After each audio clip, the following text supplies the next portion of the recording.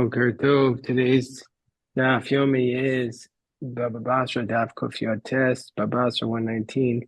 Today's Daf Yomi is dedicated for Shmir for Chayalim, Atzal for the Shvuyim, Yeshua for Am Yisrael, and this Eis Tzara.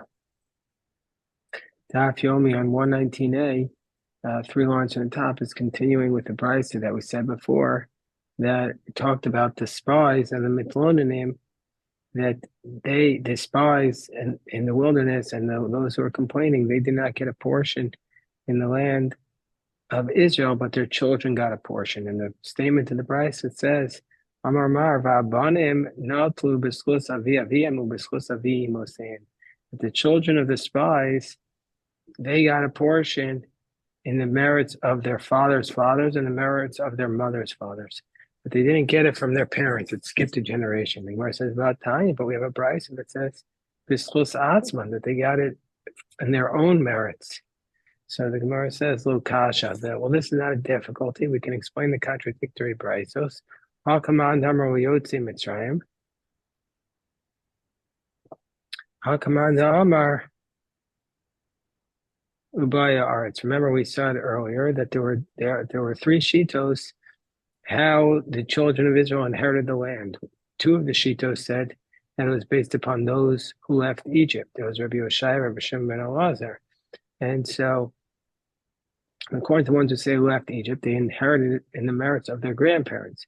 And then there was the position of Rabbi Yonasan, and also part of the position of Rabbi Shimon ben Elazar, that it was based upon those who went into Egypt, that went into the land, that by art, and that they would have got on their own merits. And that's how we explain the contradiction. Or alternatively, both relied upon those who went into the land, and so therefore they merited their own rights.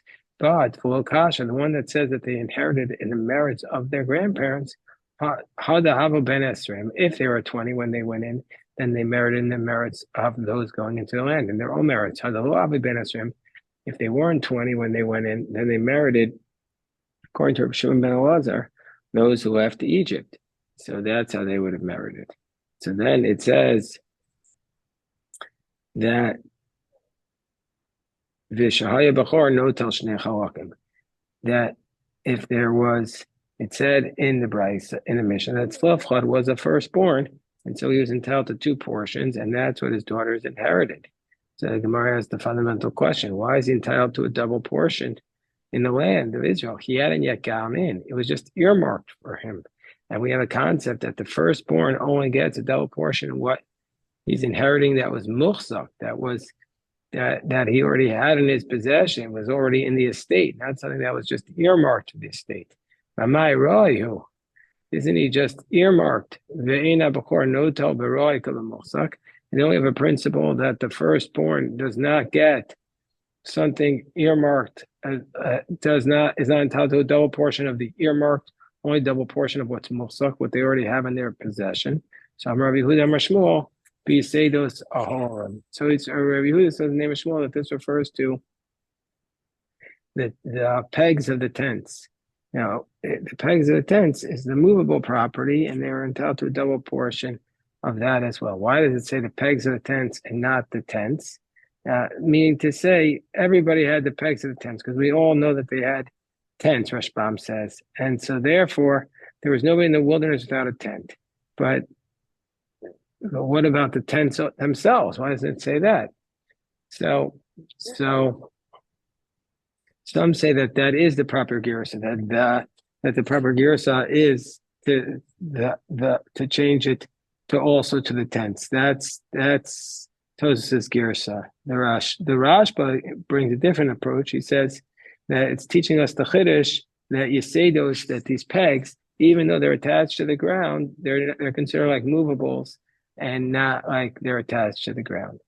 Moshev Rabba challenges this position because Rabbi Yehuda Omer Benos Lafchad Natu Dal Chalachim. You want to say that they didn't get the double portion of the father's estate as it relates to the land. They only got the pegs of the tents.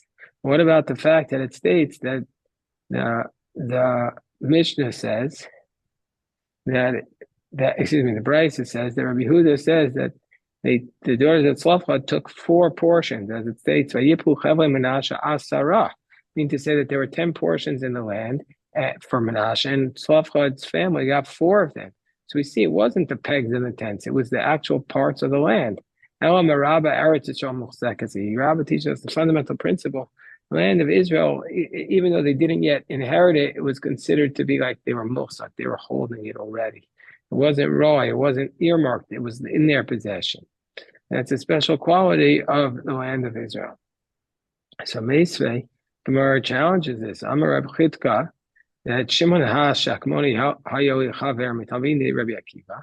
Rabbi Chitka says, I had a friend, and his name was Shimon Hashkemoni, and he was one of the students of Rabbi Akiva. Shimon Hashkemoni Omer, and there's a teaching that he taught, that Rabbi Shimon Hashkemoni taught, Yodea Moshe Rabbeinu Shabbanos Safad Yorsha, saying he said, I know that Moshe said, where Rabbi Shimon Hashkemoni says that Moshe knew that the daughters of Safad were going to inherit. But he had no idea if they were going to be entitled to get the double portion of their father's estate or not. Parshas Nachos because of Moshe, and really this whole passage of the inheritance of the daughters of Tzlafchad should have been written by Moshe Rabbeinu himself. But the daughters of Tzlafchad merited. They were the ones to write it. Moshe Rabbeinu, meaning they got written through them, through their question. And while he's on this topic, he says, Moshe Rabbeinu shemekoshesh b'misa. And Moshe also knew that the one who gathered wood was going to die. His punishment for gathering the wood on Shabbos, either prohibition Gemara on Shabbos, Tzadei Zayin discusses is the prohibition carrying or the prohibition ma'amer, piling up. Moshe knows that the punishment is his death, because it says Mechaleh Amos Yumas, because it says those who desecrate the Shabbos, it said in Exodus, will be put to death. He didn't know how he was going to die. Moshe should have been the one to write the passage of collecting of the wood. But Mekoshesh himself was guilty, so it was written through him. To teach us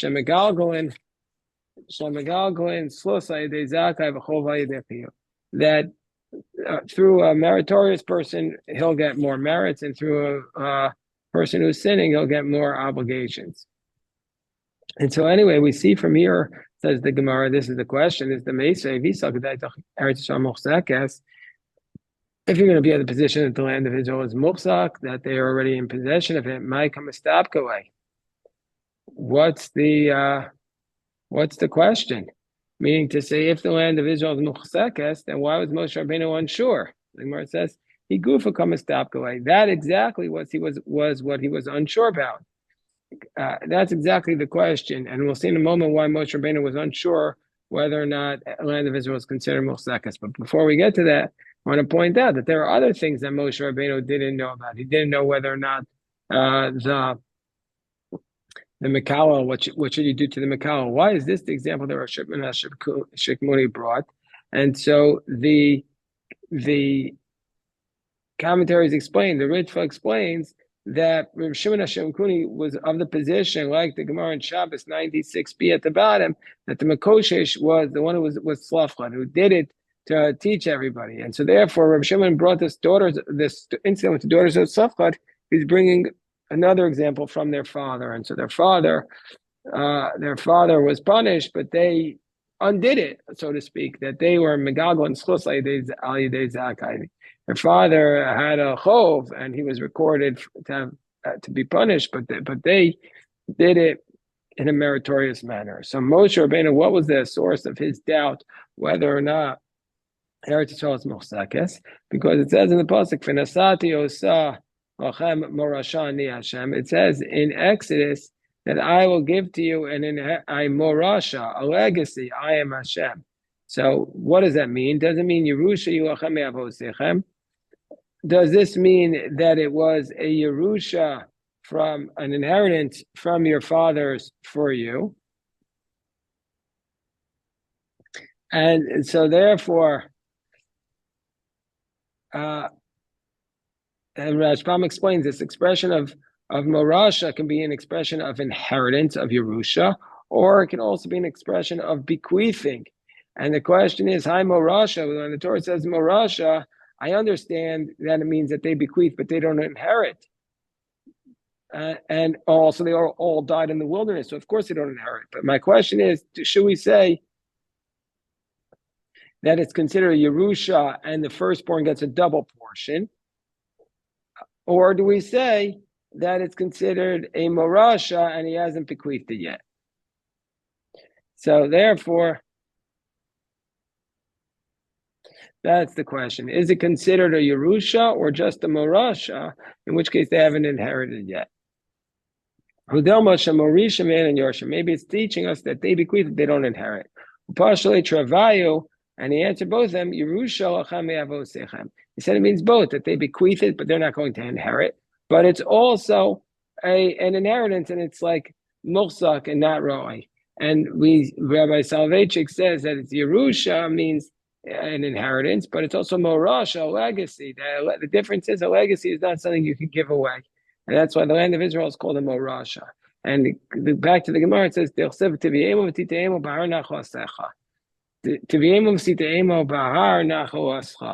the Jewish people saying in the Shira, you will take them and plant them in the mountain of your inheritance. It doesn't say you'll plant us, meaning they knew they weren't going in. Jewish people were prophesizing at the sea, but they didn't know what they were prophesizing. They didn't realize the extent of their prophecy, that they weren't going to go in, but they were going to leave it for others to go in.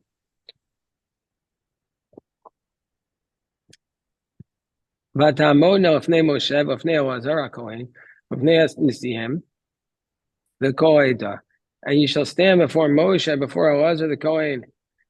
And they stood, the daughters of Tzafchad stood before Moshe, before Elazar the Kohen, before the princes, for the whole community.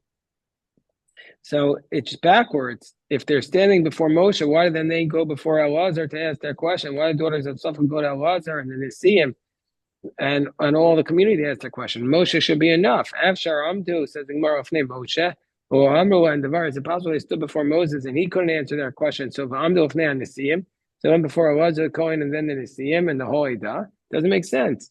Ella says the Gemara, Tzara Samikra Vidar Shehu. So we have to say that the pasuk means you have to read the verse backwards. Tzara Samikra Vidar Shehu. Read the verse backwards, meaning to say at first they went to the whole community, then they didn't answer, they went to the Nisiyim, then to Elazar Kohen, and finally to Moshe. But they didn't write it that way out of respect for Moshe. Moshe was written before the rest of the people out of respect for him. So that's one way to answer it. That's the position of Divrei Rabbi Yoshai. But Rabbi Hanan Omer Mishum Rabbi Eliezer bebeis hamedrash hayoshin. No, they were sitting in the base medrash. V'holchu v'hamdu lahenu lifnei kulan. And Taka, what happened was the daughters of Tzafchad went in front of everybody and asked their question all at once. So what's the nature of the argument? Mar Savar Ein Cholkin. Mar Savar Cholkin Kavod Talmud Makam Marav. Mar Savar Ein Cholkin. Question is whether or not you give honor to a student if he's in the presence of his teacher. So the position that says that they wrote that the pasuk was written backwards is because we don't give honor to a student in the presence of his teacher. And so therefore we wrote Moshe's name first, and so as not to give honor to the students. Whereas the position that says, no, that's how it happened, says we wouldn't have given honor to the student, we would have written them first if that's what happened. But just so happened they went in front of everybody in the base medrash all at the same time. The laws we give and the laws we don't give. What does that mean? Gemara isn't a difficulty one halacha against another. Gemara says kasha. It's not a difficulty. It depends whether or not the teacher himself is giving the student honor. If the teacher is giving the student honor, then we're going to give him. If the teacher is giving the student honor, then we're going to, at that point, honor him as well. And if the teacher is not giving the student honor, then we're not going to give the student honor. Tana benot Tzafchad chachmani Hosein darshan Hosein tzakani Hosein. The daughters of Tzafchad were wise They were expounders of the Torah and they were righteous. Chachmani was saying, how do you know they're wise? Because they seized the moment and asked the question at the proper time. The Amar of Shmuel Bar of Yitzchak Muhammad Shaya Moshe Rabbeinu Yosef Edorish Beparshas Yevamim. Because Moshe Rabbeinu was discussing the passage of Yibum. Was the passage of Yibum that if a man dies and he has no offspring behind him, his wife is supposed to perform, his brother is supposed to perform Yibum with his wife. She falls to Yibum with the brother-in-law. But if she has even a daughter, she doesn't fall to Yibum. So Moshe Rabbeinu was teaching that. So then they jumped up and they said, Ki yeshu achim yachdav. When two brothers dwell together, Amrullah, they said to him, Im keben anu chashuvin. Well, if a daughter cancels out Yibum, so we're considered like a son, to know anu nacha keben, give us an inheritance like a son. Otherwise, in Lav, tisyabe mimenu. Otherwise, let our mother perform Yibum. Miyad vayikra Moshe mishpatan of Hashem. The word nun, this word mishpatan has a big nun in the Torah when you write it. So Moshe brought their judgment before our God because they had a good point. Darshanios, and they were expounders of the Torah. Shayu omros, because they used to say, Ilu hayu lo ben. They said, if our father had a son, lo dibarnu, we wouldn't have raised the issue. But because they knew through a drasha that when there's a son, the son inherits and not the daughter. So that they expounded that through a drasha, like we saw earlier. That was not an explicit verse; that was a drasha, and they were able to know the drasha. Right? When Gemara says "Vatanya Bas," but then it doesn't say if there was a daughter, we wouldn't have expounded. So Amar of Yirmiyah Sami Mikam Bas. He says, "No, this price doesn't make any sense."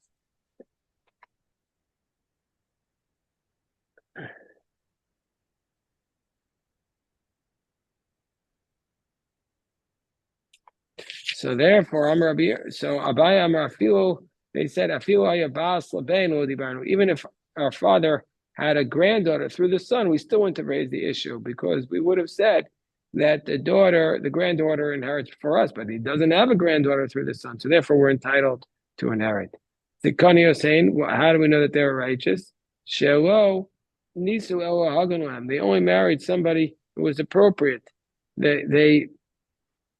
The Gemara is going to discuss in Daf Kuf Chaf that the Torah commands the rest of all the other tribes that their daughters were only allowed to marry into their own tribe in that first generation.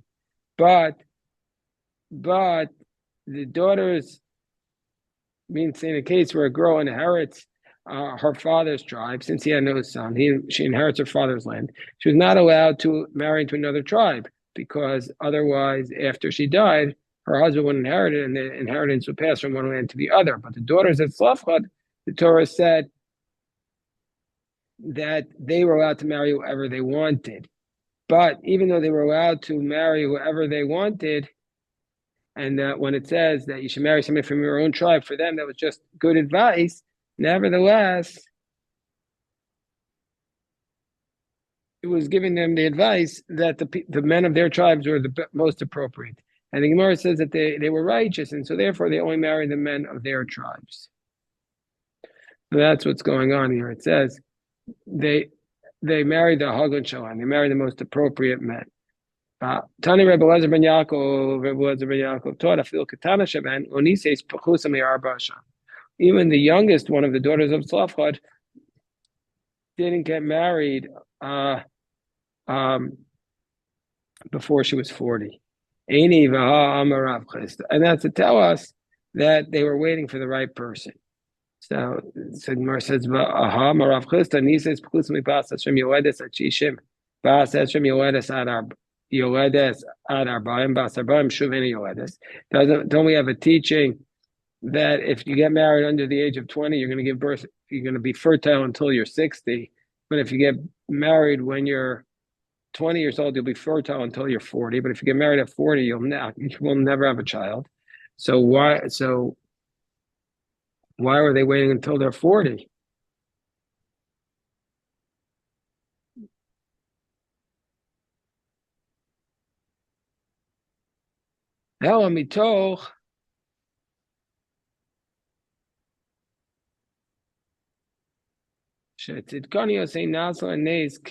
Because they were righteous, a miracle happened for them like Yocheved, who gave birth after the age of 60.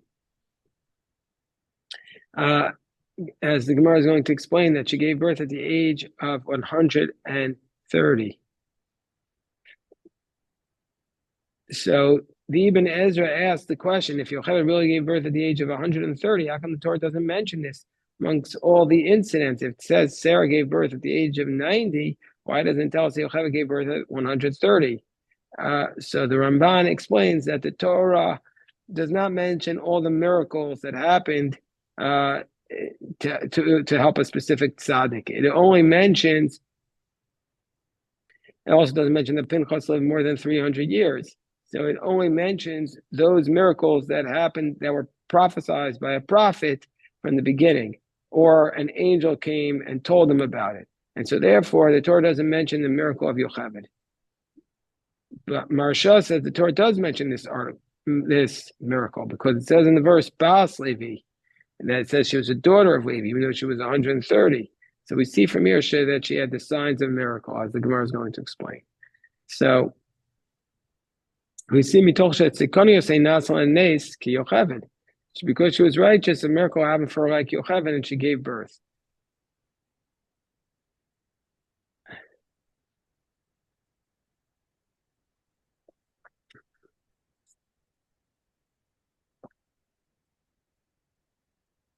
So the Gemara says, how do we know this? How do we know that Yocheved gave birth after the age of 60? Because it says, "Vayelach ish mi beit Levi vayikach et bat Levi." A man went from the house of Levi and he took the daughter of Levi. Okay, we'll stop the recording here, but we can go on a few more minutes. Now,